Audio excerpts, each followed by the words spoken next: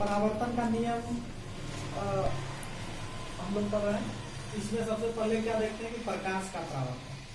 अभी जस्ट बताएं कि प्रकाश के किसी वस्तु से टकराकर लौटने की घटना को जो क्या कहते हैं, प्रकाश का परावर्तन करते हैं।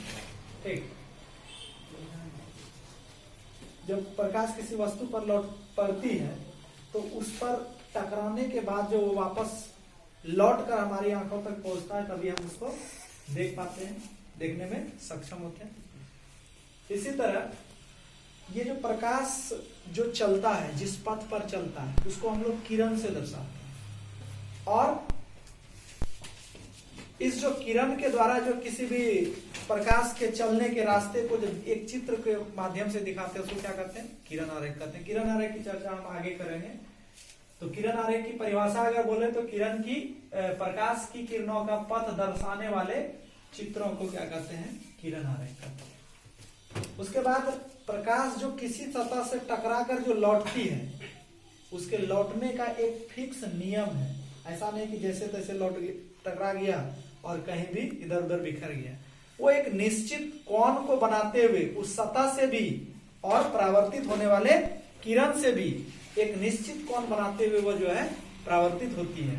तो प्रकाश के परावर्तन का नियम हम ये कह सकते हैं कि प्रकाश की किरण किसी सतह पर पड़कर जिन नियमों का पालन करते हुए, जिन नियमों को वो फॉलो करते हुए उस सतह से परावर्तित होती है, उसी को हम लोग क्या कहते हैं, उन्हीं नियमों को कहते हैं प्रकाश के परावर्तन का नियम। और प्रकाश के परावर्तन का नियम कितना होता है, 2 होता है। ठीक है, प्रकाश किसी सतह पर जो टकराता है और वहां से जो टकरा कर वापस लौटता है, तो वह 2 नियमों का पालन करता है। और एग्जाम में भी यही आता है, प्रकाश के परावर्तन के कितने नियम होते हैं, उन्हें लिखे, या प्रकाश के परावर्तन के नियम को लिखे। तो प्रकाश के कितने नियम होते हैं, परावर्तन के 2 नियम होते हैं।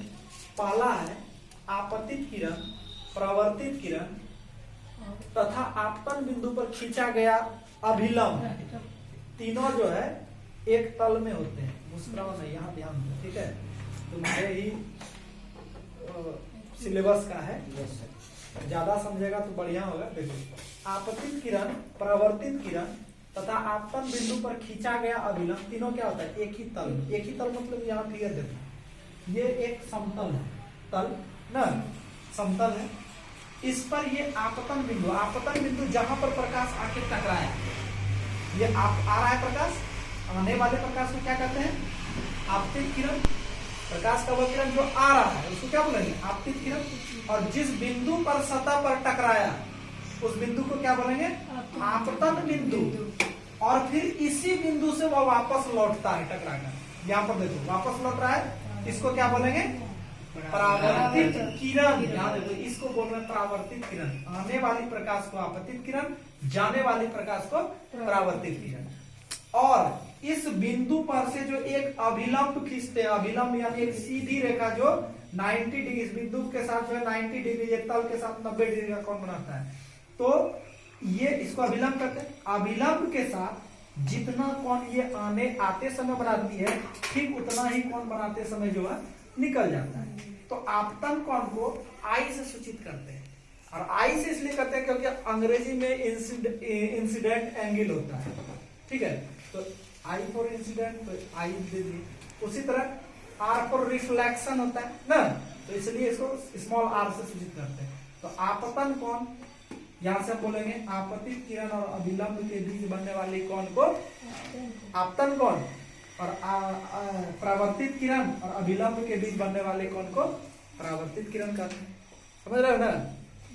और एक चीज, ये इस सतह के साथ आपतित किरण जितना इस सतह के साथ कोण बनाएगी, उतना ही कोण परावर्तित किरण भी इस सतह के साथ बनाएगा। अगर ये मान लो कि 30 डिग्री के एंगल पर यह यहाँ कोण बना रहा है, तो यह जब जाएगा तो 30 डिग्री के ही एंगल पर वो जो है रिफ्लेक्ट करेगा, परावर्तित करेगा, ठीक है ना।